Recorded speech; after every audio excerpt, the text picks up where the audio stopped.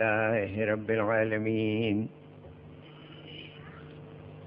والصلاة والسلام على أشرف الأنبياء والمرسلين وعلى آله وعترته وأهل بيته الطيبين الطاهرين المعصومين. أما بعد، فقد قال الله تعالى وتباركه في محكم كتابه المبين قوله الحق: بسم الله الرحمن الرحيم.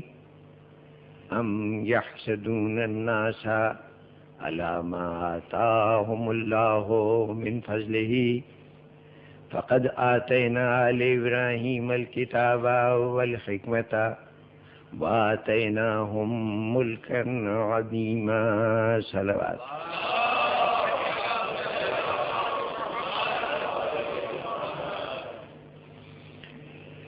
سامعین گرامی، سورہ مبارکہ نساء کا ارشاد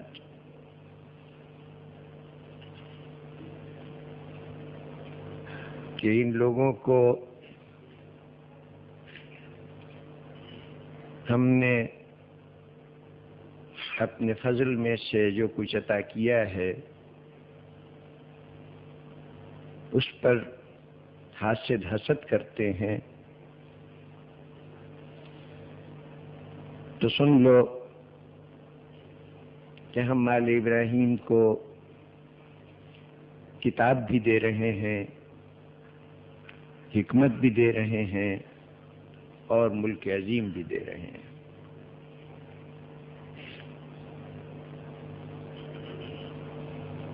ارشاد پروردگار کے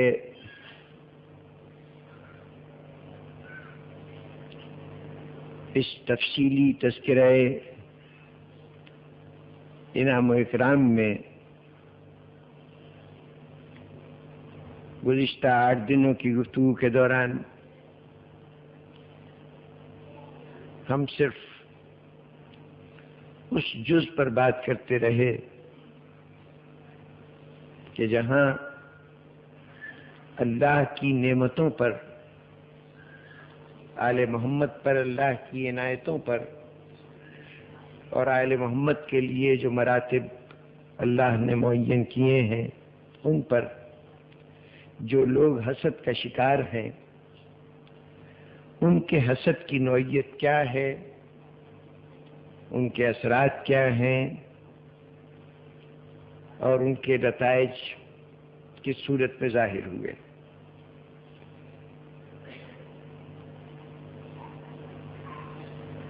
یہ گفتگو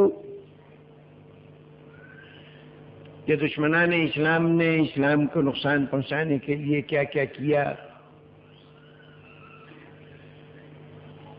یہ گفتگو اسلام کی تاریخ کے ہر قاری کو بہر طور چھیڑنی پڑتی ہے، اس لیے کہ تاریخ اسلام کا ابتدائی دور اتنے سوالیہ نشان رکھتا ہے کہ ہر قاری ان سے دامن بچا کر گزر نہیں سکتا۔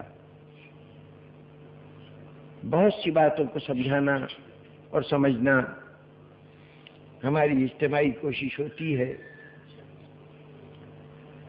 چنانچہ عموماً 2 رویے اختیار کیے گئے۔ ایک صورت یہ تھی کہ ماضی کو دیکھ کر یہ سمجھ لیا جائے کہ جو کچھ ہوا سب اچھا تھا، کسی چیز پر کوئی اعتراض کرنے کی ضرورت نہیں، جو جس طرح جو کچھ بھی کرتا رہا اسے نظر انداز کیجئے، چھوڑیے، اس پہ بحث کر کے کیا حاصل۔ محض کچھ غلط فہمیاں تھیں،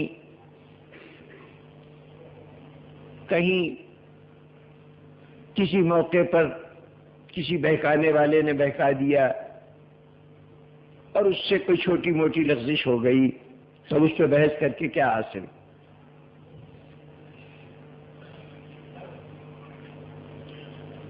میں گزارش کروں گا کہ ابھی ذرا آگے تشریف لے آئیے. یہ جگہ ادھر میرے سائڈوں پہ خالی ہے, یہاں بھی خالی ہے, پیچھے مجمع بڑھتا جا رہا ہے. اور ذرا آگے, ذرا آگے. محمد والے محمد صلوات. ذرا اور آگے سے آگے. برائے ظہور امام زمان علیہ السلام صلوات.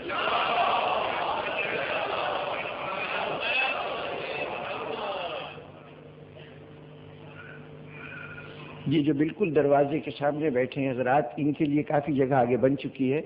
ذرا آگے بڑھیے تاکہ جو لوگ آئے.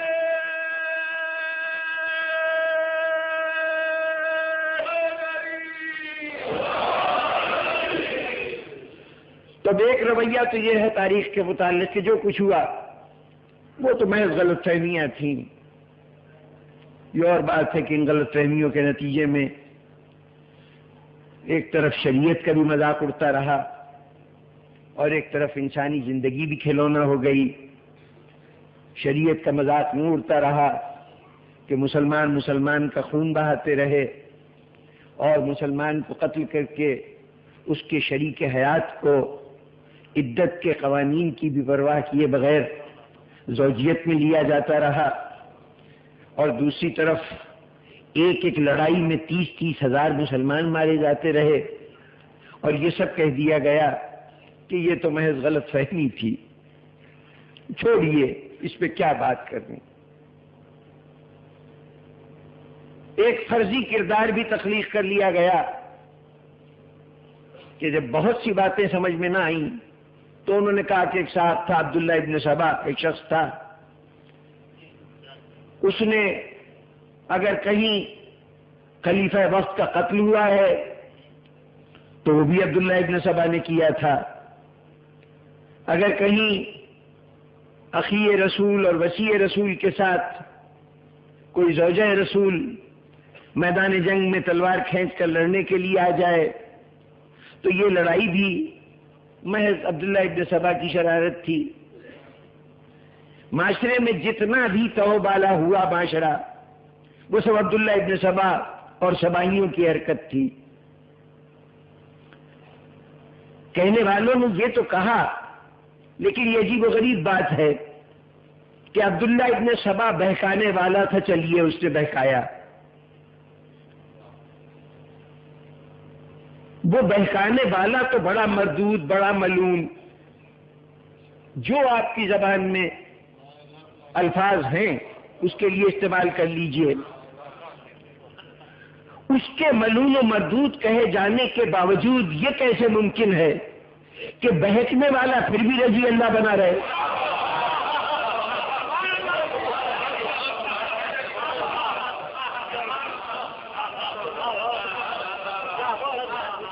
اگر یہ بات اگر یہ اصول مان لیا جائے, یہ اصول مان لیا جائے کہ بہکانے والا تو ہر اعتبار سے خطا کار, گنہگار, جتنے ناروا ناسزا الفاظ ہیں اس کے لیے جائز ہیں, لیکن جو بہکے ہیں, بہکنے والے کوئی معمولی لوگ نہیں ہیں. اگر ایک طرف علی ابن ابی طالب ہے اور دوسری طرف ام المومنین ہے اور دونوں میں سے کوئی ایک تو بہکنے والا ہے, تو دونوں میں سے جو بھی بہکنے والا ہے وہ کوئی معمولی شخصیت نہیں ہے. اس لیے آپ دونوں کو بڑے اہتمام سے عزت و تکریم کے ساتھ رضی اللہ کہہ کے بلاتے ہیں. لیکن اگر یہ اصول مان لیا جائے کہ بہکانے والا قصوروار, بہکانے والے کی کوئی, بہکنے والے کی کوئی خطا نہیں, تو پھر انصاف کیجئے کہ پھر میدان حشر کی کیا ضرورت ہے, حساب کتاب کی کیا ضرورت ہے, پل صراط کی کیا ضرورت ہے, میزان کی کیا ضرورت ہے. ارے اللہ کے سامنے تو ایک بہکانے والے نے روز اول ہی کہہ دیا تھا کہ یہ انسان جو دنیا میں جا رہا ہے اسے دائیں بائیں آگے پیچھے ہر طرف سے بہکاؤں گا, اس کے راستے میں ہر جگہ بیٹھوں گا اور کہیں بھی اس کو بہکائے بغیر باز نہیں آؤں گا. اب اگر اتنے بڑے بڑے صحابہ کرام امہات المومنین یہ بہک گئے اور بہک کر بے قصور ہیں تو ہم تو پہلے ہی خطاوار ہیں. اگر ہم شیطان کے بہکائے سے بہک گئے تو شیطان کو جہنم میں بھیج دے، ہمیں جنت میں بھیج دے.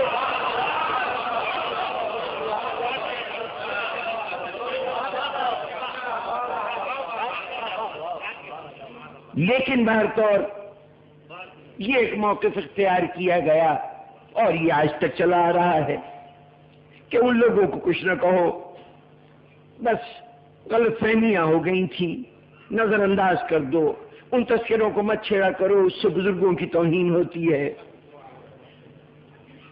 چاہے حق و باطل میں امتیاز کر سکو یا نہ کر سکو، لیکن اس مسئلے کو چھیڑو ہی نہیں، کیونکہ کچھ کی عزتیں خطرے میں، یعنی عزت حق کی شناخت سے زیادہ اہم ہو گئی. بہرطور یہ ایک موقف. دوسرا طرز عمل کیا ہوا؟ دوسرا طرز عمل یہ ہوا کہ واقعات کا تجزیہ کیا جائے، کھرے کھوٹے کی پہچان کی جائے، کھرے کو الگ کیا جائے، کھوٹے کو الگ کیا جائے، اور بتایا جائے کہ کون زیادتی کرنے والا تھا، کن کے ساتھ زیادتی ہوئی، کون ظالم تھا، کون مظلوم تھا، کون حق تھا، کون ناحق تھا. یہ تجزیہ کر کے دونوں فریق کو، دونوں کے انداز فکر کو، دونوں کے نظریات کو نمایاں کیا جائے، سمجھا جائے، سمجھایا جائے. یہ عمل بھی بڑے تسلسل کے ساتھ جاری ہے. اپنی جگہ بڑا ضروری کام تھا، اس لیے کہ جب تک حق و باطل میں امتیاز نہیں ہوگا، ہم ماضی کو اگر نہیں سمجھ سکے تو حال کو کیسے سمجھیں گے؟ حال تو تعمیر ہی ماضی کی بنیادوں پر ہوا ہے.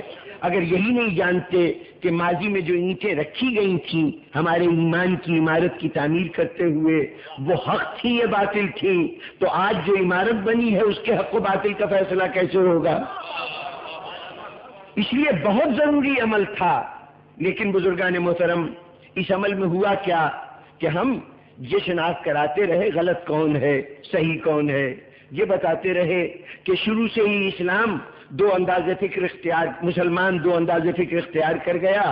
ایک وہ اسلام تھا جو رسالت مآب صلی اللہ علیہ وآلہ وسلم لے کے آئے تھے،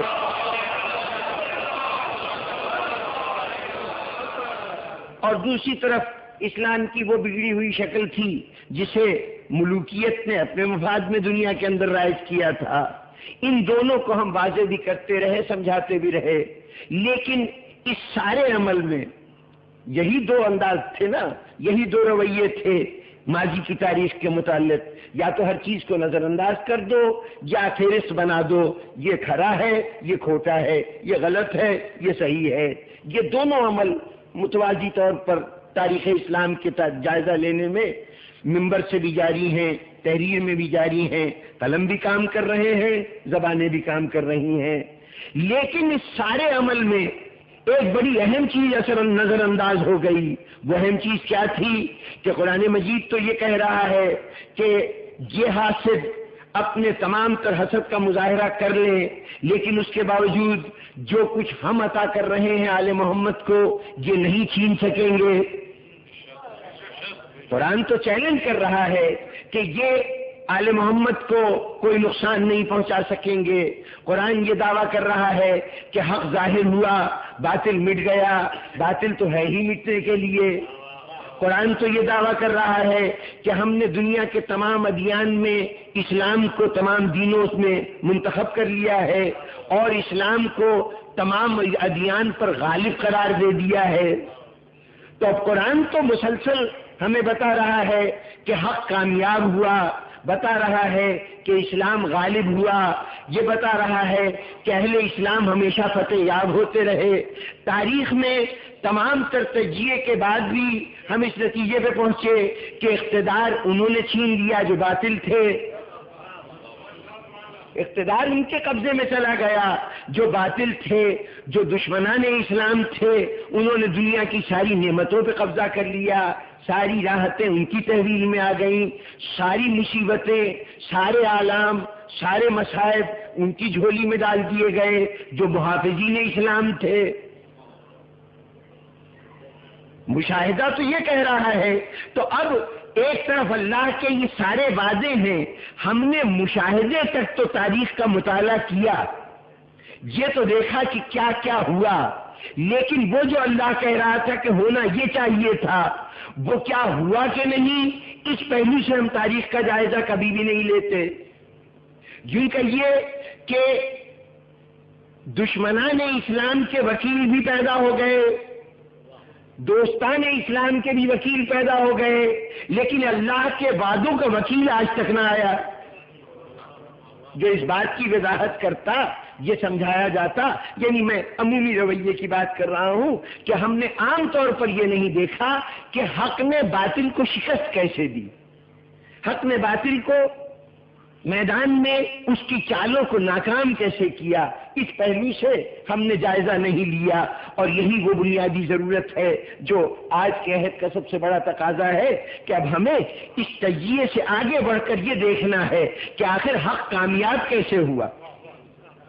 ورنہ اگر حق کی کامیابی ظاہر نہیں ہوئی اور یہی طے ہو گیا کہ باطل جتنے دنیا کی نعمتیں ہیں وہ باطل کے لیے ہیں، دشمنان اسلام فائدے میں ہیں اور دوستداران اسلام صریحاً نقصان میں رہے ہیں، تو پھر ایسی دوستی سے فائدہ کیا؟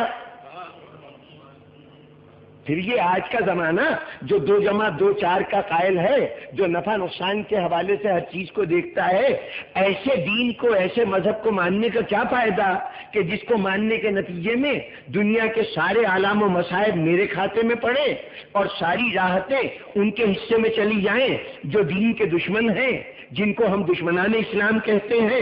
دشمن کو دشمن کہہ کر ہم اپنے کلیجے کو تو شاید ٹھنڈا کر لیں، لیکن اپنے پیٹ کی اس آگ کو کیسے بجھائیں جو ہمیں محمد آل محمد کے راستے پر چلنے کے سلسلے میں بھوک کی صورت میں برداشت کرنی پڑتی ہے.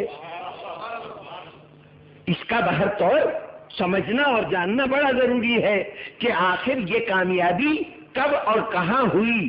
چنانچہ گزشتہ جتنی بھی گفتگو ہوئی ہے اس میں یہی ایک کوشش تھی کہ یہ بات جو تاثر ہے کہ ناکامیاں ان کا مقدر ہیں اور کامیابیاں ان کا مقدر ہیں، اس تاثر کو دور کیا جائے اور کچھ مواقع کے حوالے دے کر یہ بات کی گئی کہ دیکھیے کامیابی ہمیشہ حق کی ہوتی ہے. کوئی مرحلہ نہیں ہے کہ جب حق ناکام ہوا ہو. یہ مقدر ہے ناکامی محض باطل کا. حق کی قسمت، حق کی تقدیر محض کامیابی ہے، اس میں ناکامی کبھی درمیان میں آتی ہی نہیں. البتہ یہ سوال کہ یہ جو آج بظاہر ہمیں وہ لوگ کامیاب نظر آتے ہیں جو دشمنی کر رہے تھے اسلام کے ساتھ، اکثریت ان کے ساتھ، ہجوم ان کے ساتھ، دنیا کے وسائل ان کے ساتھ، تو اس کا مطلب ہے وہ کامیاب ہو گئے اور اہل حق ناکام ہو گئے. یہی تاثر ہوگا نا. بزرگان گرامی، بات اتنی سی ہے کہ ہم منظر کو اس کے صحیح حوالوں سے نہیں دیکھتے. ہم چیزوں کو پہلے خود اپنے طور پر ترازو بناتے ہیں، معیار بناتے ہیں، اور اس کے بعد چیزوں کو اس معیار کے مطابق پرکھنا شروع کر دیتے ہیں. اگر معیار ہمارا غلط ہوا اور چیزیں اس پہ پوری نہ اتری تو ہم نے کہا چیزیں غلط تھی. یہ نہیں دیکھتے کہ ہمارا باٹ غلط تھا. ہم دودھ ناپنے کے لیے پلڑے والا ترازو استعمال کر رہے ہیں اور لوہے کا وزن کرنے کے لیے وہ برتن استعمال کر رہے ہیں جس سے دودھ ناپا جاتا ہے. اور جب یہ دونوں چیزیں ہمارے ترازو پہ صحیح نہیں اترتی تو ہم کہتے ہیں چیزیں غلط ہیں. قصور ان کا نہیں ہے، قصور ہمارے مشاہدے کا ہے، ہمارے دیکھنے کا ہے. دیکھیے، حفاظت کا مطلب یہ سمجھنا کہ ان کی اکثریت کیوں ہے، ان کی اقلیت کیوں ہے. اگر اس زاویے سے دیکھتے رہیں گے کبھی مسئلہ سمجھ میں نہیں آئے گا. ذرا آئیے ایک اور زاویہ ہے، اس حوالے سے دیکھیے کہ صحیح صورتحال کیا ہے. بات اتنی ہے کہ کسی بھی معاشرے میں، کسی بھی طبقے میں، کسی بھی انداز فکر رکھنے والوں میں، کسی بھی ادارے میں، کسی بھی نظریے کے علم برداروں میں، جہاں بھی چند افراد کا مجموعہ ہوگا، چند انسان جمع ہوں گے، وہاں اکثریت انسانوں کی وہ ہوگی کہ جو صرف وہ دیکھ سکتے ہیں جو ان کی نگاہ کے سامنے ہے، جو صرف نظر کے سامنے کی چیزوں کو دیکھ سکتے ہیں، اور ہو سکتا ہے ان میں سے بھی ایک بڑی تعداد ہو جو سرے سے کچھ نہ دیکھیں، جو ہر چیز سے آنکھیں بند کر لیں، لیکن اکثریت ان کی ہوگی جو صرف سامنے کی چیز دیکھ سکتے ہیں، دور کیا ہے، دیوار کے پیچھے کیا ہے، آنے والے وقت کے پردے میں کیا ہے، یہ دیکھنا ان کا کام نہیں۔ اکثریت انہی لوگوں کی ہے کہ جو سامنے ہے وہ ان کو نظر آ رہا ہے، جو پس پردہ ہے ان کی نگاہوں سے اوجھل ہے۔ لیکن جس طرح ہر معاشرے میں اکثریت ان لوگوں کی ہوتی ہے، وہاں 1 2 صحیح، 10 20 صحیح، 5 7 صحیح، یعنی ایک نہ ایک چھوٹا گروہ ایسا ضرور موجود ہوتا ہے جو کچھ نہ کچھ اس منظر کے پیچھے جو منظر ہے، جو پس منظر ہے، اس کو بھی دیکھ لیتے ہیں، جو دیوار کے پیچھے اس کو بھی دیکھ لیتے ہیں۔ یہ لوگ دوربین کہلاتے ہیں، دور اندیش کہلاتے ہیں، اور عموماً اس پوری جماعت کی ترقی، اس کا ارتقاء، اس کا عروج انہی افراد کی دوربینی پہ مشتمل ہے۔ جتنا دور یہ دیکھ سکتے ہیں اتنا ہی یہ جماعت کامیاب و کامران ہے۔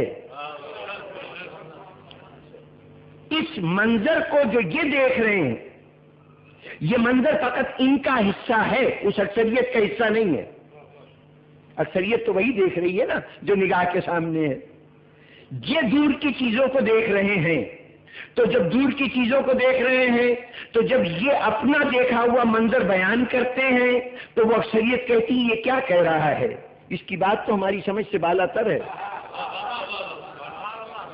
اور اگر اس اکثریت میں تھوڑی سی جسارت ہے تو وہ کہہ دے گا یہ تو غلط باتیں کر رہا ہے، اس کی بے سروپا باتیں ہوتی ہیں، بھلا کہاں جو چیزیں یہ بیان کر رہا ہے وہ کہاں ہیں؟ مسئلہ صرف اتنا ہے کہ وہ دور دیکھ رہا ہے یا نزدیک دیکھ رہا ہے۔ کوئی مینڈکی کسی تالاب میں گر جائے، وہیں پر انڈے دے، ان انڈوں سے کوئی بچے کسی کنویں میں گر جائے اور وہاں پر انڈے دے، وہ انڈے سے بچے نکل آئیں، وہ بچے اسی کنویں کے اندر پروان چڑھتے رہیں، ساری زندگی وہاں گزر جائے ان کی پڑے پڑے، وہ ساری دنیا ان کی وہ کنواں ہے، اور آسمان وہ ایک گول ٹکڑا ہے جو اس کنویں کی اوپر کی دیوار ملیر سے اوپر نظر آ رہا ہے، یہ کل آسمان ہے۔ ایک دن جہاں یہ نیچے ٹرا رہے تھے وہاں اوپر سے ملیر سے بالکل ویسی ہی آواز سنائی دی، حیران ہوئے کہ یہ ہماری جیسی آواز نکالنے والا اوپر کون ہے؟ چونک کے پوچھا بھائی تم کون ہو؟ کہا میں مینڈک ہوں۔ مینڈک ہو؟ وہاں کہاں ہو؟ اس نے کہا کہ میں یہاں دنیا میں رہتا ہوں۔ اچھا تو دنیا کیسی ہوتی ہے؟ اس نے کہا وسیع و عریض آسمان ہے، چاروں طرف پھیلی ہوئی زمین ہے، اس میں جگہ جگہ پانی کے ذخیرے ہیں، جب میرا دل چاہتا ہے خشکی پہ چلا جاتا ہوں، جب دل چاہتا ہے پانی میں ڈبکیاں مارتا ہوں، میں تو یہاں پہ درخت ہیں، یہاں پہ ٹھنڈی ٹھنڈی ہوا ہے، یہاں پر مختلف اور زندہ وجود بھی رہتے ہیں۔ تفصیل بتاتا جا رہا ہے اور نیچے والے پہلے تو کچھ دیر تک سنتے رہے، پھر کہنے لگے بکواس کرتا ہے، اس لیے کہ ان کا زمین کا تصور وہی کنواں، آسمان کا تصور وہی ایک چھوٹا سا دائرہ جو نظر آتا ہے، ان کی ساری کائنات وہ ہے، وہ کیا جانے کہ باہر والا کیا کچھ دیکھ رہا ہے۔ اس باہر والے کی نظر پر ان کو ہمیشہ شبہ رہے گا، لیکن آپ جانتے ہیں کہ ان کا کم نظر آنا، یہ جو کنویں کے اندر ہیں ان کا کم نظر آنا ان کی غلطی نہیں ہے، ان کی مجبوری ہے۔ ان کا کم دکھائی دینا ان کی خطا نہیں ہے، یہ مرید الزام نہیں ٹھہر سکتے، یہ خطا بار نہیں ٹھہر سکتے۔ ہاں جو پوری دنیا کو دیکھ رہا ہے، جس کی نظر وسیع ہے، اس کا کام کیا ہے؟ اگر وہ ذمہ دار ہے اور اپنی ذمہ داری محسوس کرتا ہے تو اس کا کام یہ ہے کہ ان بے خبروں کی بے خبری کو دور کرتا رہے، انہیں علم سے مالا مال کرتا رہے، انہیں دنیا کے نشیب و فراز بتاتا رہے کہ اگر کبھی یہ باہر کی دنیا میں آ جائیں تو وہاں کیسے زندگی گزار سکیں گے، یہ آداب سکھاتا رہے، یہ کام کرتا رہے۔ چنانچہ جو دوربین ہوتے ہیں ان کا کام قیادت کرنا ہوتا ہے، رہبری کرنا ہوتا ہے، رہنمائی کرنا ہوتا ہے، اور جو صرف سامنے کا منظر دیکھتے ہیں ان کا کام اصولاً تو یہ ہونا چاہیے کہ اطاعت کریں، پیروی کریں، ان کی نجات اسی میں ہے کہ ان کہنے والوں کی بات سنیں اور اس کے مطابق اپنا راستہ طے کریں، لیکن وہ بعض اوقات اپنی ناسمجھی کی وجہ سے اپنی نگاہوں کی حدوں کو نظارے کی آخری حد سمجھتے ہوئے یہ سمجھتے ہیں کہ یہ بتانے والا غلط بتا رہا ہے تو وہ انکار کر دیتے ہیں، نہیں مانتے۔ ایسی صورت میں رہبر چھوڑ نہیں دیتا جماعت کو، وہ اس ہجوم کو نظر انداز نہیں کر دیتا، بلکہ اس کی تمام تر توجہ ہوتی ہے کہ ان کے سوچ کے سمتیں صحیح ہو جائیں، یہ فکر اپنی درست کر لیں، یہ اسی انداز سے دیکھنے لگیں جس طرح میں منظر کو دیکھ رہا ہوں۔ لیکن یہ طے شدہ بات ہے کہ ہر عہد میں دور کا دیکھنے والا اپنے عہد کے اس اکثریت کی مخالفت کا سامنا کرتا رہے گا کہ جو اکثریت صرف نزدیک بین ہے، کوتاہ بین ہے۔ اب اگر آج کے عہد میں آپ کو یہ رویہ نظر آئے کہ جو کچھ آپ کہیں، آپ کی اکثریت کہے یہ تو عجیب باتیں کرتے ہیں، ان کی بات ہمارے لیے قابل قبول نہیں، قابل فہم نہیں، بلکہ لوگ کہیں کہ یہ تو غلط کہتے ہیں، یہ جو کہتے ہیں جھوٹ کہتے ہیں، تو اس کے اوپر دل برداشتہ نہ ہو جائیں، اس کے اوپر دل برداشتہ نہ ہو جائیں، اس لیے کہ اگر آپ اپنے آپ کو اسی طرح سے ایک فرقہ سمجھتے رہے جیسے دوسرے لوگ اپنے کو فرقہ سمجھ رہے ہیں، تب کبھی بھی صورتحال سمجھ میں نہیں آئے گی۔ تب تو یہی سمجھ میں آئے گا کہ مسلمانوں کے ہاں سوائے لڑائی جھگڑے کے، سوائے مار قتل و غارت گری کے اور کچھ بھی نہیں ہے۔ جناب والا، یہ دو فرقوں کا مسئلہ نہیں ہے، یہ دو فرقوں کا مسئلہ نہیں ہے، یہ پیروی کرنے والوں اور قیادت کا مسئلہ ہے، یا اس سے بھی واضح طور پہ کہوں کہ یہ چرواہوں اور اس کی بھیڑوں کا مسئلہ ہے۔ ایک طرف بھیڑ بکریوں کا ہجوم ہے اور ان کے اوپر ایک چرواہا ہے، وہ چرواہا ایک دو ہی ہوں گے نا، بھیڑیں کثرت سے ہوں گی۔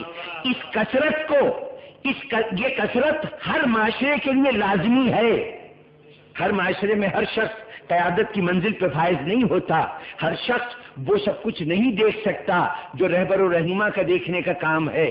اسی طرح ملت اسلامیہ پوری ایک اتنی بڑی برادری، اس میں یہ توقع نہ کریں کہ ہر شخص کی بصیرت اتنی ہی ہوگی جتنی ان لوگوں کی بصیرت ہونی چاہیے جو صاحب نظر ہیں، جو صاحب مشاہدہ ہیں۔ اب یہاں پر یہ سمجھ لیجئے کہ یہ دو الگ الگ گروہ نہیں ہیں جو آپس میں ایک دوسرے سے لڑ رہے ہیں، بلکہ ایک عوام الناس کا گروہ ہے، ایک قائدین کی جماعت ہے۔ اپنے آپ کو پہچانیے، ہم کوئی فریق نہیں ہے کسی جھگڑے کے، ہم اصل اسلام ہیں، ہم وہ مرکزی دھارا ہیں جو اسلام کے نام سے بہنا شروع ہوا تھا۔ اب یہ ارد گرد کے یہ چھوٹے چھوٹے ہجوم، یہ تعداد میں کتنے ہی بڑے ہوں، لیکن خیال رہے ان کی فکری تربیت بھی ہماری ذمہ داری، ان کے عمل کی اصلاح بھی ہماری ذمہ داری۔ ہم مستقل طور پر ہم ان کے مقابل کوئی گروہ نہیں ہیں۔ وہ مولا کائنات نے شکایت کی تھی کہ اس زمانے کو کیا ہو گیا ہے کہ لوگ میرا مقابلہ حاکم شام سے کرتے ہیں، علی کا مقابلہ حاکم شام سے کیا جاتا ہے۔ بزرگان محترم، جیسے علی کو یہ شکایت تھی، اور یہ شکایت بالکل حق بجانب تھی کہ علی کا مقابلہ حاکم شام سے نہیں ہونا چاہیے، اسی طرح یہ سمجھ لیجئے کہ علی کے ماننے والوں کا مقابلہ حاکم شام کے ماننے والوں سے نہیں ہونا چاہیے۔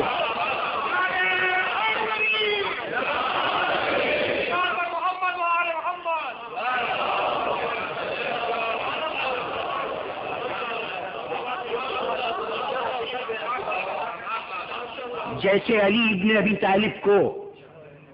ابی طالب کی صورتحال یہ ہے کہ وہ اس اسلامی معاشرے کے گلے کے نگران ہیں، وہ چرواہے ہیں، اور یہ بھیڑ بکریوں کا ہجوم ہے۔ تو اب بھیڑ بکریوں کا ہجوم، اگر بھیڑ نکل کر کہیں بھاگنے لگے تو اب یہ چرواہے کا کام ہے کہ اسے کھینچ کے واپس لائے۔ اگر کوئی حملہ ہو جائے اس گلے پر تو باوجود اس کے کہ چرواہے کی عقل و خرد کا اس کی عقل و خرد سے کوئی موازنہ نہیں، اس کے مقام کا ان کے مقام سے کوئی مقابلہ نہیں ہے، اس کے باوجود وہ چرواہا کتنی زحمتیں اٹھا رہا ہے، کتنی بھاگ دوڑ کر رہا ہے کہ یہ بھیڑیں محفوظ رہ جائیں۔ وہ بھیڑوں سے کبھی لاپرواہ نہیں ہو سکتا، چاہے بھیڑیں اپنے چرواہے کو پہچانے یا نہ پہچانے۔ دنیا کہتی ہے علی مشورے دیتے تھے، علی تو بعض مشکلوں میں آ کے مشکلیں آسان کر دیتے تھے۔ یہ کیسی مخالفت ہے، یہ کیسی دشمنی ہے؟ ارے مخالفت اور دشمنی کا تصور تمہارے ذہن میں ہے۔ جس کا کام ربوبیت ہے، پرورش کرنا ہے، پالنا ہے، وہ اپنے پالے ہوئے کے ذرا ذرا سے رویوں کے اختلاف سے اپنے اس عمل کو چھوڑ نہیں دیتا۔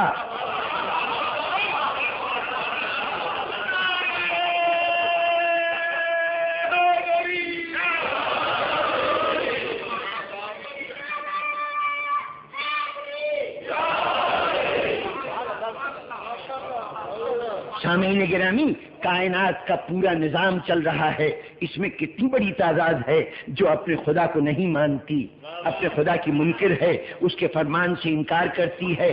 جہاں کوئی انکار کرے تو اللہ فوراً ہاتھ کھینچ لے کہ اچھا جاؤ، اب تمہیں اولاد نہیں دوں گا، اب تمہیں دولت نہیں دوں گا، اب تمہیں زندگی نہیں دوں گا، تمہیں دنیا کی راحتیں نہیں دوں گا۔ نہیں، دنیا انکار کرتی جاتی ہے، وہ دینے والا دیتا جاتا ہے، دیتا جاتا ہے۔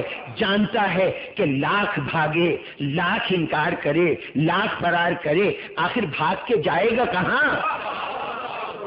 اس کائنات سے باہر کہاں جائے گا؟ باہر تو میرے ہی قبضہ قدرت میں ہے، تو قدرت لطف لیتی ہے۔ اچھا، بڑا غرور ہے، بڑا ناز ہے، بڑی شان ہے، اب تو یہ بھی کہنے لگا کہ میں ہی خدا ہوں، میں ہی خدا ہوں۔ اچھا چل کر لے خدائی۔ کتنے دن خدائی کرے گا؟ فرعون کی خدائی کہتے ہیں کہ 500 سال تک رہی، اور پھر اس دوران میں نعمتوں کی فراوانی ہے، نعمتوں کی فراوانی نہ ہوتی تو یہ کیسے ہو سکتا تھا کہ وہ خدائی کا دعویٰ کرے اور دنیا مان لے؟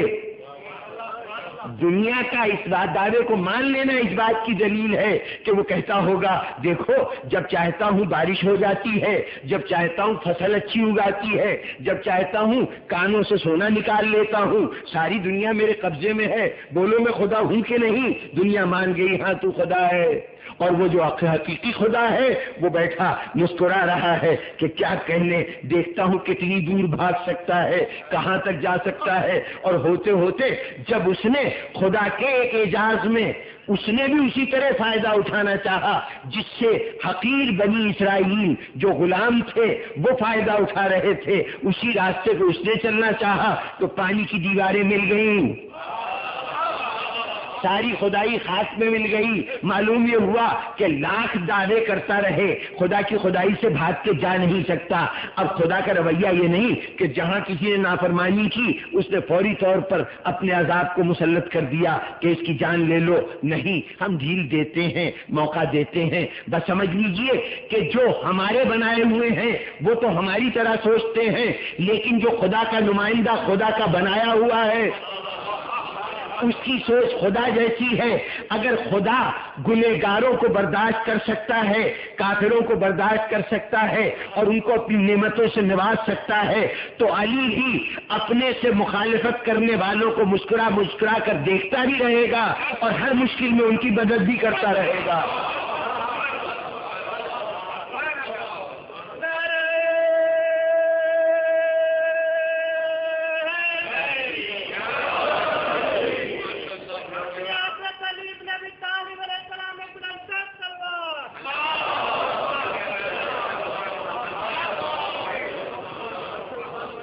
یہ مشورے دینا باطل کی کامیابی نہیں ہے، یہ علی کا مدد کر دینا یہ دشمنان اسلام کی کامیابی نہیں ہے۔ کامیابی کامیابی تو تب ہوتی کہ کل میں نے تفصیل سے عرض کیا کہ دشمن اسلام کیا چاہتا ہے. وہ یہ چاہتا ہے کہ کسی صورت سے علی جو ذمہ دار ہیں اسلام کے، ان کی تلوار نیام سے باہر نکل آئے، اور ادھر وہ گروہ کہ جو اسلام کو مانتا تو ہے لیکن ایک حد سے آگے بڑھنے کو تیار نہیں ہے، ان میں اور علی کے درمیان اقتدار چونکہ دونوں کا مسئلہ ہے، علی کو محروم کیا گیا ہے اور ان کے پاس اقتدار ہے، تو اس اقتدار کو بنیاد بنا کر علی میں اور مسلمانوں میں جنگ ہو جائے، تلوار چل جائے، تو اب یہ دو کی دونوں میں سے اگر علی مارے گئے تو اسلام کی حفاظت ختم ہو گئی، اب ان عوام کو اپنے اشارے پہ چلا لینا کوئی مسئلہ نہیں، اور اگر عوام مارے گئے تو یہ بھی نقصان کس کا ہوا؟ ارے اگر چرواہے کی بھیڑوں میں اور چرواہے میں لڑائی شروع ہو جائے تو یا بھیڑیں چرواہے کو کچل دیں گی یا پھر چرواہا بھیڑوں کو مار دے گا. اگر چرواہا مارا گیا تو بھیڑیں منتشر ہو گئیں، بہر طور نقصان تو چرواہے کا ہوا کہ زندگی بھی گئی اور بھیڑیں بھی گئیں، اور اگر بھیڑیں مر گئیں تو چاہے کہنے کو چرواہا کامیاب ہوا، کیا خاک کامیابی ہے کہ اپنی ملکیت کو خود ہی خاک میں ملا بیٹھا؟ باطل کی حکمت عملی یہ ہے، باطل کی سوچ یہ ہے، باطل کا منصوبہ یہ ہے، اسلام کے دشمن کی فکر یہ ہے کہ علی میں اور اس ریوڑ میں جو علی کے سامنے ہے، جس کا چرواہا، جس کا رکھوالا علی ہے، ان دونوں میں تصادم ہو جائے، ہر صورت میں نقصان علی کا ہوگا، ہر صورت میں نقصان ریوڑ کا ہوگا، تباہ و برباد ہو جائیں گے یہ سب چیزیں. اس لیے وہ چاہ رہا ہے کہ علی تلوار نکالے اور جنگ ہو جائے. یہ تمنا دشمن اسلام کی ہے کہ علی تلوار نکالے، یہ تمنا دشمن اسلام کی ہے کہ علی تلوار نکالیں.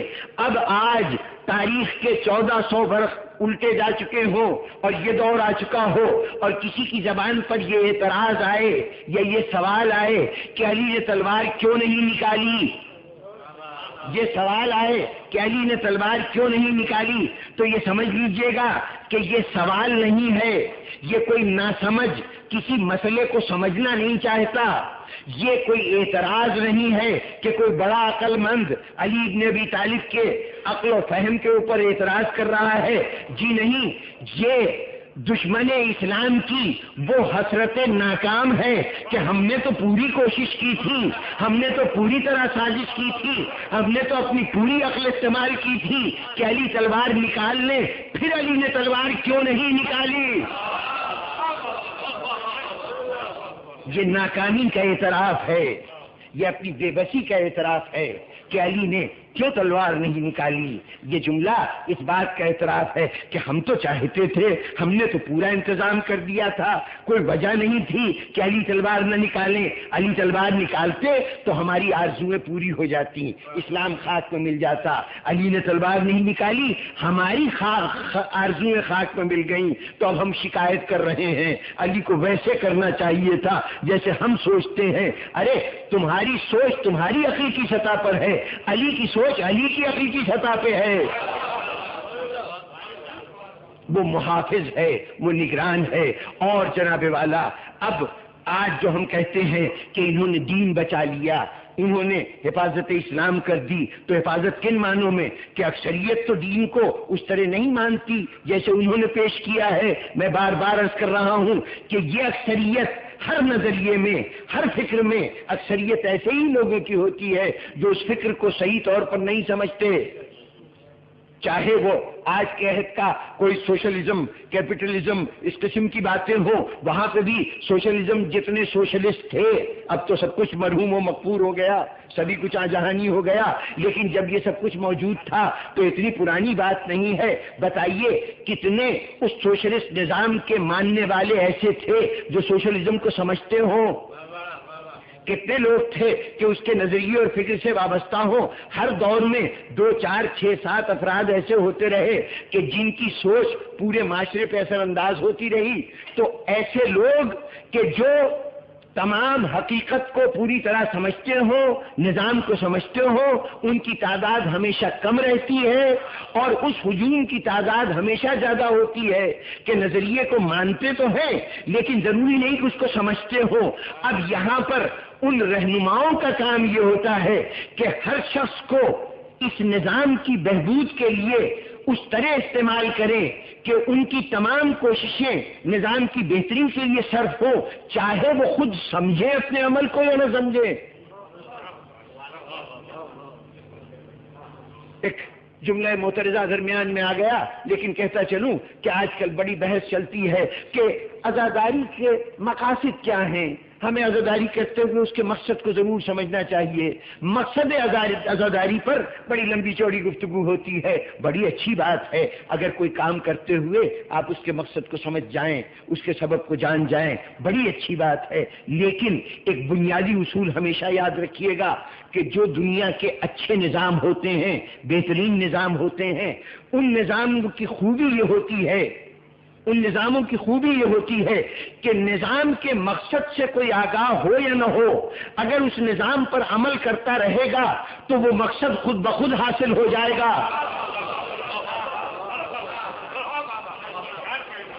دیکھیے ایک چھوٹی سی بات ہے، سڑک کے اوپر ٹریفک کے سگنل لگے ہیں نا، کبھی کبھی ایک پولیس والا بھی کھڑا ہوتا ہے، یہ سگنل بھی کچھ کہہ رہے ہیں، وہ پولیس والا بھی کچھ کہہ رہا ہوتا ہے، کبھی کسی کو روک دیتا ہے، کبھی کسی کو چلا دیتا ہے، اشارے کر رہا ہے۔ ان اشاروں کے پیچھے فکر ہے، فلسفہ ہے، سبب ہے، کوئی نہ کوئی منطق ہے۔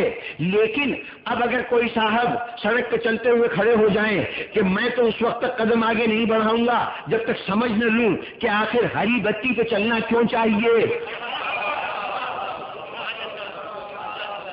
جب تک اس کا مقصد سمجھ میں نہیں آئے گا اس وقت تک میں نہیں چلوں گا۔ بزرگان محترم، ہو سکتا ہے کہ کچھ دیر کھڑے رہنے کے بعد کوئی ان کی رہنمائی کر دے، خود غور کرتے رہیں تو سبب سمجھ میں آ جائے اور انہیں پتہ چل جائے کہ رکنے کا سبب کیا ہے۔ لیکن جتنی دیر میں وہ سمجھیں گے اتنی دیر میں شاید وہ سمجھنے کے لیے باقی ہی نہ رہیں، خود بھی خطرے میں ہے اور پورے معاشرے کو بھی خطرے میں ڈالا ہوا ہے۔ کیا کر رہے ہیں؟ مقصد سمجھ رہے ہیں۔ اچھا، اس کی جگہ ایک شخص بیچارہ ان پڑھ جاہل، اسے مقصد کا بالکل پتہ نہیں ہے، وہ صرف اتنا جانتا ہے کہ لال بتی پہ رک جانا ہے، ہری بتی پہ چل پڑنا ہے، وہ آتا ہے، مقصد نہیں جانتا، لال بتی پہ رک جاتا ہے، چاہے دن ہو یا رات ہو، کوئی ٹریفک آ رہی ہو یا نہ آ رہی ہو، وہ کھڑا ہو جاتا ہے کہ لال بتی پہ مجھے رکنا ہے، ہری بتی ہوتی ہے تو چل پڑتا ہے۔ یہ آدمی خود بھی محفوظ ہے، معاشرہ بھی محفوظ ہے۔ بس جناب والا، مقصد عزاداری ضرور سمجھیے، لیکن اس سمجھنے تک اپنے عمل عزاداری کو ملتوی نہ کیجیے، اس لیے کہ اگر یہ عمل ملتوی کر دیا خود بھی تباہ ہوں گے اور معاشرہ بھی تباہ ہوگا۔ عزاداری کی تمام امور کو جاری رکھیے اور اس کے ساتھ کوشش کرتے رہیے، خدا آپ کو یقیناً فہم بھی دے گا، مقصد بھی سمجھ لیں گے۔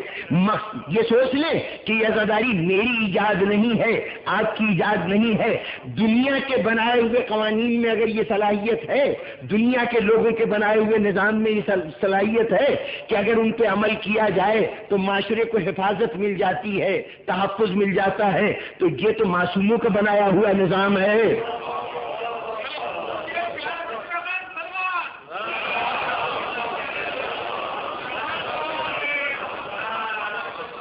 تو اب اسلام کا تعلق اس بات سے نہیں رہ گیا کہ اس کا ہر فرد کیوں نہیں فلسفہ اسلام کو سمجھتا، کیوں نہیں فکر اسلام کے مطابق ہے۔ اسلام کا تحفظ اس بات پہ ہے کہ معاشرے میں چاہے کتنا ہی زوال آ جائے، عام انسان کتنا ہی بھٹک جائے، اس کے اندر وہ دوربین فرد موجود رہے، وہ شخصیت موجود رہے کہ جس کی نظر مستقبل کے اوپر ہو، جو اتنا صاحب صلاحیت ہو کہ آنے والے زمانے میں رونما ہونے والے واقعات کو دیکھ بھی سکے اور ان واقعات کو اگر ملت اسلامیہ کے لیے ضرر کا باعث بنے سمجھے تو اس کا انتظام بھی کر سکے، اتنی صلاحیت ہو کہ کل کے پیدا ہونے والے مرض کا آج علاج کر سکے۔ جتنے ایسے افراد معاشرے میں موجود ہوتے ہیں اس معاشرے کو محفوظ معاشرہ کہا جائے گا. وہی معاشرے تباہ حال ہیں، بظاہر کتنے خوشحال ہوں، بظاہر کتنی مال و دولت کی فراوانی ہو، لیکن آنے والے کل کو جو نہ دیکھ سکے. اگر معاشرہ ایسے افراد سے خالی ہے تو وہ معاشرہ 4 دن سے زیادہ پنپ نہیں سکتا. اسلام کی حفاظت اس میں نہیں ہے کہ معاشرے کے تمام لوگ اسلام کو سمجھ جائیں. اسلام کی حفاظت اس میں ہے کہ اس میں ہر دور میں ایک گروہ ایسا موجود رہے جو صرف حال میں زندگی نہ گزارے بلکہ مستقبل پہ نظر رکھتا رہے. اور جتنا اس گروہ میں یہ صفت ہوگی کہ یہ مستقبل کی باتیں کریں گے، دنیا ان کی باتوں کو رد کرے پھر بھی یہ مستقبل کی بات کرتے رہے، دنیا ان کی اصلاحات کو نظر انداز کرے یہ اس کے باوجود معاشرے کی اصلاح کرتے رہے، دنیا ان سے دشمنی کرے لیکن یہ دشمنوں سے بھی ہمدردی کرتے رہے. اگر ایسے لوگ موجود ہیں تو معاشرہ زندہ سلامت ہے، معاشرہ ترقی کر رہا ہے، معاشرہ فائدے میں ہے. اور خدا کے فضل سے اسلام میں یہ کیفیت، یہ دوردینی، یہ آنے والے مستقبل پہ نظر رکھنا، یہ کام کرنے والا وہ رہبر بھی ہر دور میں رہا ہے جو معصوم رہبر ہے، اور اس رہبر کے ایسی جماعت بھی موجود رہی ہے کہ جو اس کے مقاصد کی تکمیل کے لیے مستقل کام کرتی رہتی ہے. ہمیں دنیا کافر کہے، ہمیں کافر کہے، ہمیں اپنی جماعتوں سے باہر سمجھے، شوق سے تمہارا جو دل چاہے تم کیا کرو، تم تو سمجھ ہی نہیں رکھتے.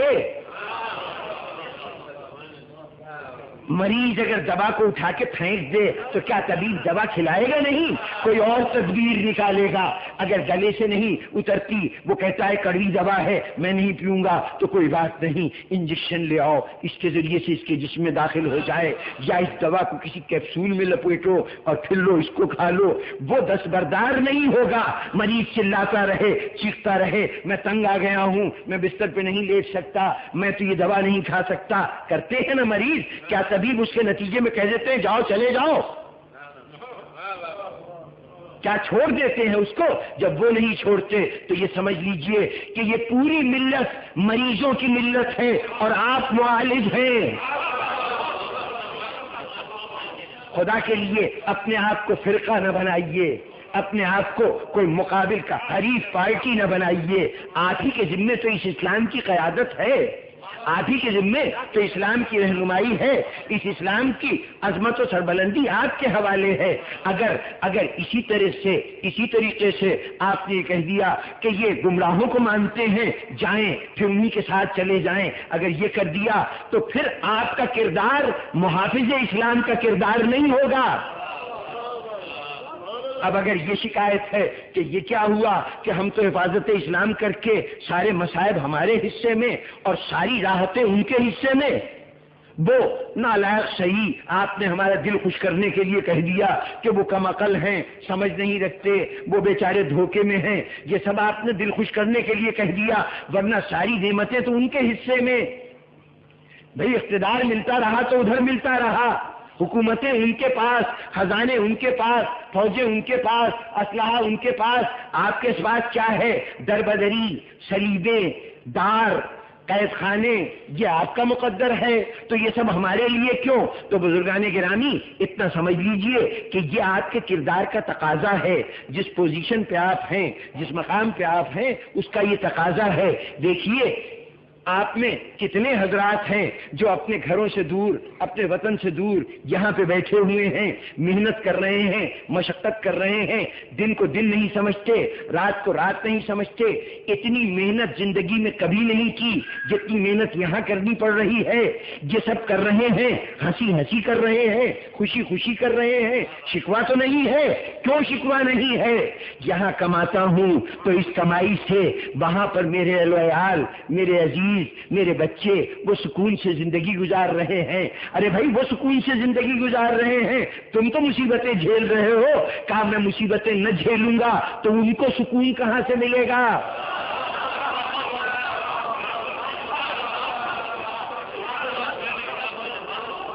جناب والا یہ باپ کا کام ہے زحمتیں وہ اٹھائے اولاد کو سکون و راحت ملے. یہ مردوں کا کام ہے کہ مشقتیں وہ کریں, گھر کی کمزور عورتوں کو گھر کے اندر سکون و راحت فراہم کریں.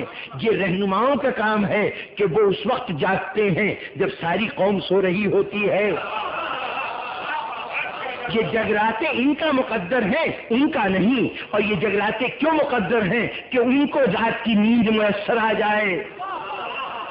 تو اب سمجھ لیجئے کہ علی تو وہ رہنما ہے, علی تو وہ چرواہا ہے, علی تو وہ باپ ہے کہ جس کو اس پوری قوم کی, پوری ملت کی راحت کے لیے اپنے سارے آرام کو قربان کرنا ہے, مصیبتیں برداشت کرنی ہیں. اب آپ کو فیصلہ کرنا ہے کہ آرام چاہیے یا علی بن ابی طالب کا دامن چاہیے.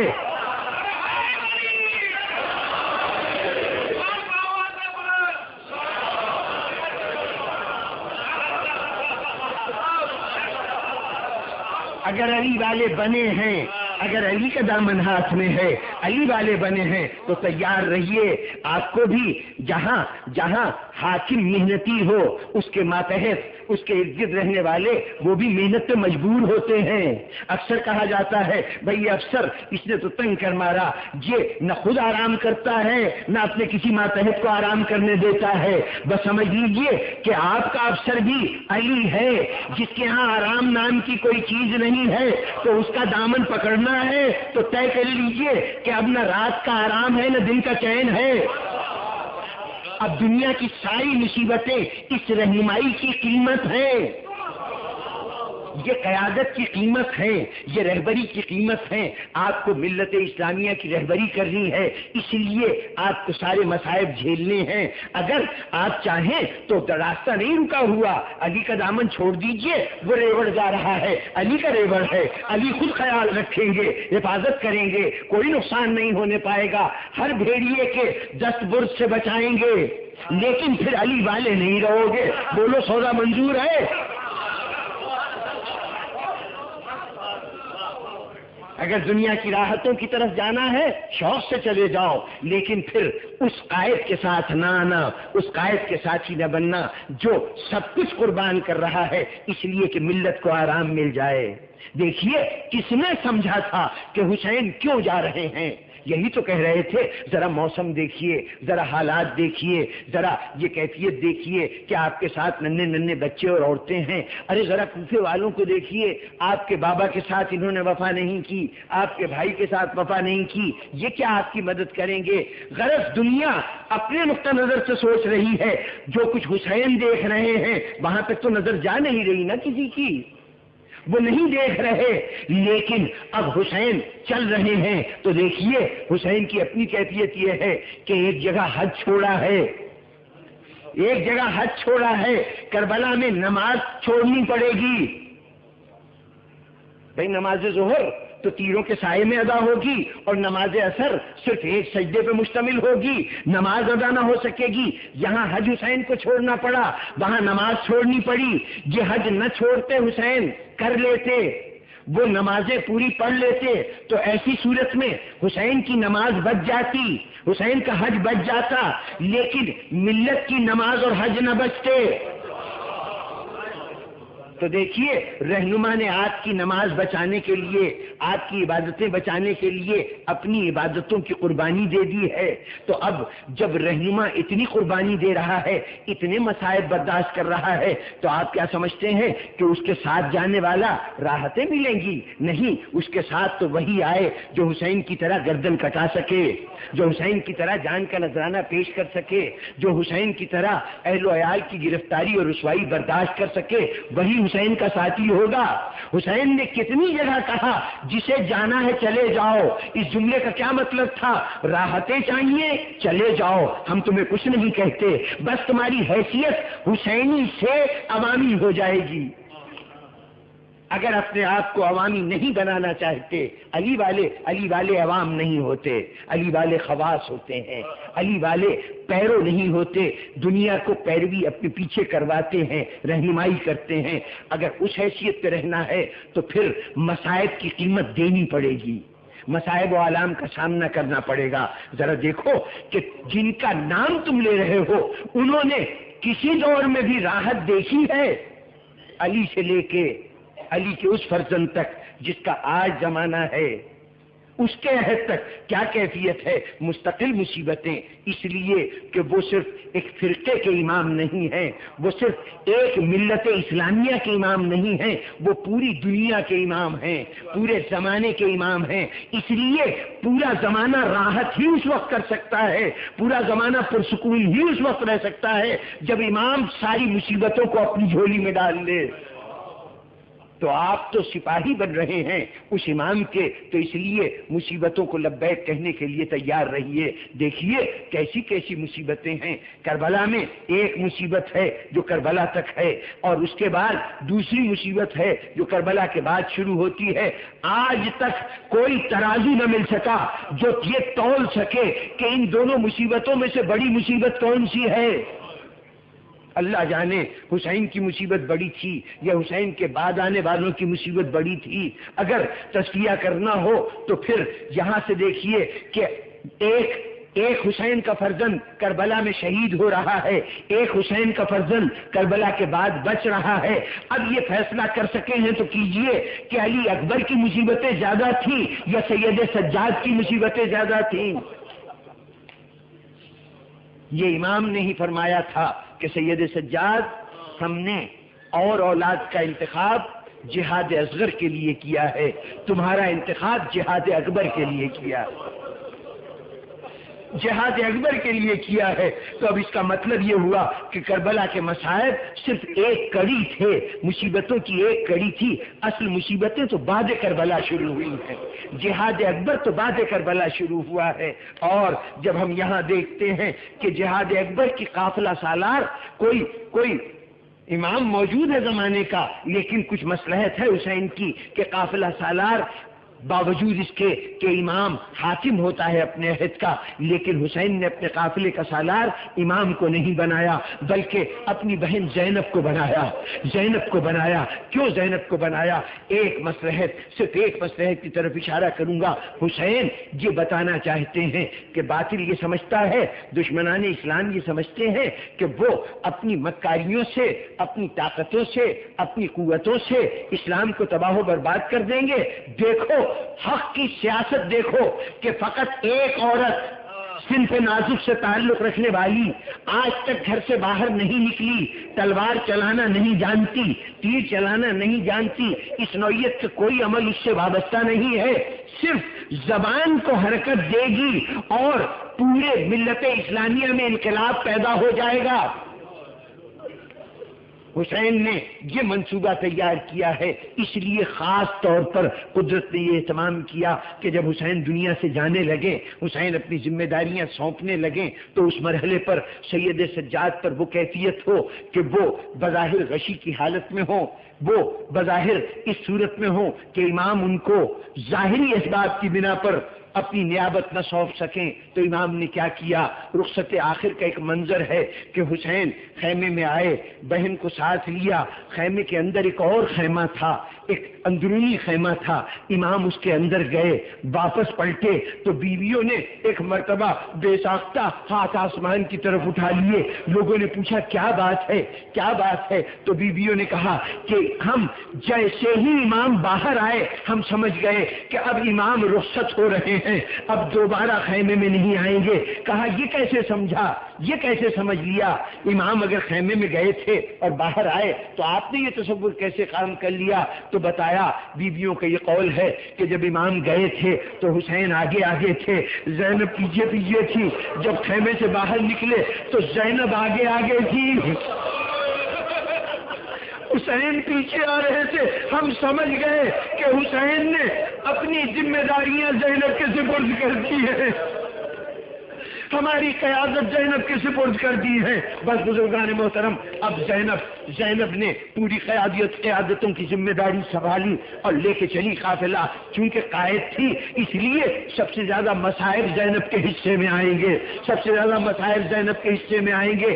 کبھی سید سجاد باپ کا بے گور و کفن لاشا دیکھ کر غش کھانے لگے تو زینب خود کو اونٹ سے گرا دے، کبھی سکینہ راستے میں گم ہو جائے تو زینب اس کی تلاش میں جنگلوں میں ماری ماری پھرے۔ اگر کبھی سکینہ پیاسی ہو تو سوال آب ام حبیبہ سے زینب کرے، اگر کبھی بازاروں میں لوگوں کا ہجوم پتھر مار رہا ہو تو زینب خطبہ دے، اگر قید خانے میں بچوں کو سہارا بننا ہو تو زینب بنے، اگر قید خانے میں اپنی بھوک پیاس کو بچوں کے لیے قربان کرنا ہو تو زینب قربان کرے۔ مسلسل مصائب کا سامنا زینب کرتی جا رہی ہے۔ بزرگان گرامی، ایک منزل آئی تھی کہ یہ قائد اپنی قیادت کے جوہر دکھاتے دکھاتے شاید صرف اپنی قوت کا بھی دکھانا مقصود تھا کہ دنیا یہ نہ سمجھے کہ زینب مجبور ہو کے آئی ہے۔ شاید یہ خیال تھا کہ ایک مرتبہ چلتے چلتے وہ زینب جو کوفے کے بازار سے گزر گئی، جو ابن زیاد کے دربار سے گزر گئی، جو کوفے کے قید خانے میں جس نے دن گزار لیے، جس نے شام تک کا پورا سفر طے کر لیا، پھر شام کے دروازے پر مدتوں انتظار کرتی رہی، اس کے بعد بازار کے اندر زینب گزر گئی، ہوتے ہوتے اب وہ مقام آیا کہ یہ یزید کا محل ہے، یزید کا دربار ہے، اس کے دروازے پہ پہنچی زینب۔ وہاں پہ پہنچی تو ایک مرتبہ ہر منزل سے گزر جانے والی زینب چلتے چلتے رک گئی، قدم رک گئے۔ فضا ذرا ادھر آؤ، فضا ذرا ادھر آؤ، ذرا چلی جاؤ، شمر سے جا کے کہو کہ ہمیں دربار میں نہ لے جائے، ہمیں یزید کے دربار میں نہ لے جائے، اور اگر وہ لے جانے پہ اصرار کرتا ہے تو اس سے کہو کہ کم از کم چادر لا دے کہ ہم اپنے سروں کو چھپا لیں، چادر لا دے کہ سروں کو ڈھانپ لے۔ یہ پیغام فضا لے کے گئی۔ کلام کو مختصر کروں بزرگان محترم، فضا گئی، جو جواب لے کے آئی وہ جواب سرد خونوں کو بھی کھولا دینے والا تھا۔ جواب کیا تھا؟ زینب سے کہہ دو کہ اب کوفے کی شہزادی نہیں ہے، زینب سے کہہ دو کہ اب کوفے کی شہزادی نہیں ہے، اب ہماری قیدی ہے، ہم جیسے جہاں چاہیں گے لے کے جائیں گے۔ سننا تھا۔ ایک مرتبہ زینب کو جلال آیا، آواز دی ام کلثوم میرے قریب آ جاؤ، رباب میرے قریب آ جاؤ، رقیہ میرے قریب آ جاؤ، سکینہ تم بھی میرے قریب آ جاؤ، آؤ میں بد دعا کرتی ہوں، تم سب آمین کہنا، سب آمین کہنا۔ یہ کہہ کے ایک مرتبہ زینب نے ہاتھ اٹھائے، ابھی ہاتھ اٹھے تھے کہ نظر اٹھی تو نو کے نیزہ پہ بھائی کا سر نظر آیا، دیکھا تو حسین کی آنکھوں سے آنسو جاری ہے۔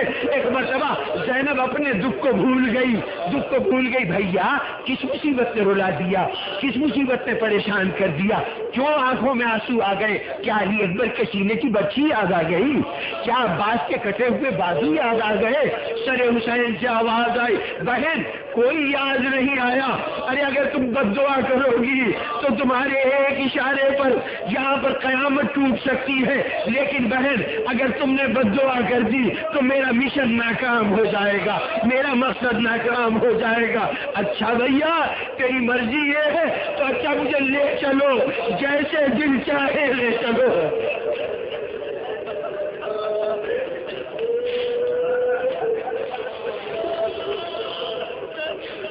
سامعین گرامی، آج شب چہلم ہے، حسین کا چہلم ہے، آئیے تھوڑا سا تذکرہ اور ذکر حسین تھوڑا سا اور کر لیا جائے۔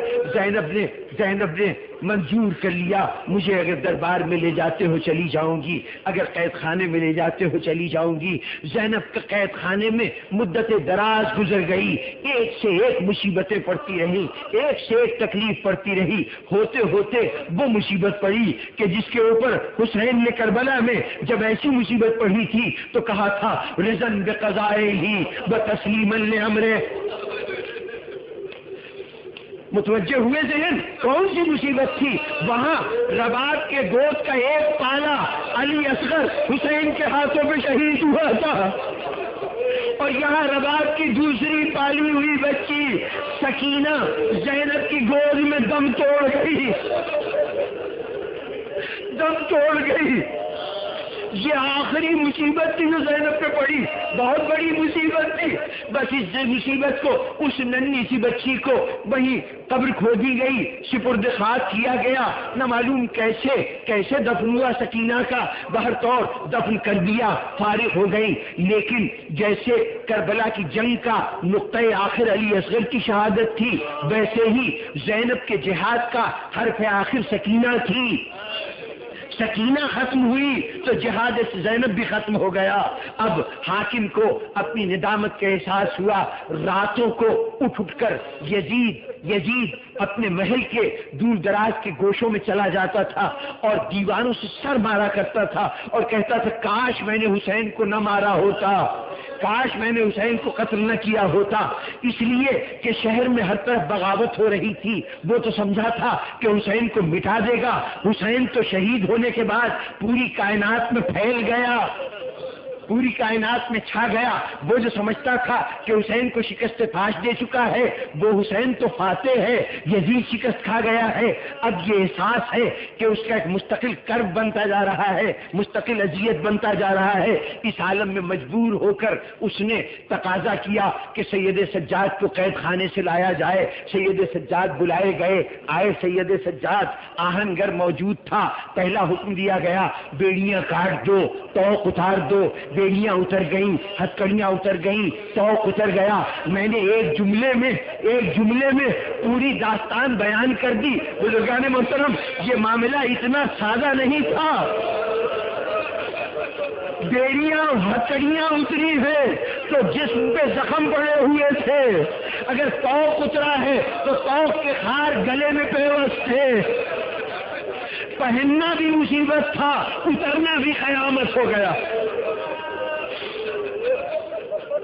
قید سے رہائی کی نوید سنائی گئی اور اس کے بعد ایک جملہ یزید نے کہا، سید سجاد جو کچھ ہوا بہت برا ہوا، کاش یہ اس طرح نہ ہوتا، کاش مجھ سے ابن زیاد پوچھ لیتا، وغیرہ وغیرہ جتنی معذرتیں کر سکتا تھا معذرتیں کی۔ اور اس کے بعد کہنے لگا کہ سید سجاد اگر تم کہو تو میرے خزانے حاضر ہیں، اپنے باپ کے خون کا عوض خون بہا جتنا چاہو لے لو، جتنا چاہو لے لو۔ اب تک کی ساری گفتگو سید سجاد اسی تحمل سے سن رہے تھے جیسے اب تک کے سارے واقعات کو برداشت کرتے رہے ہیں۔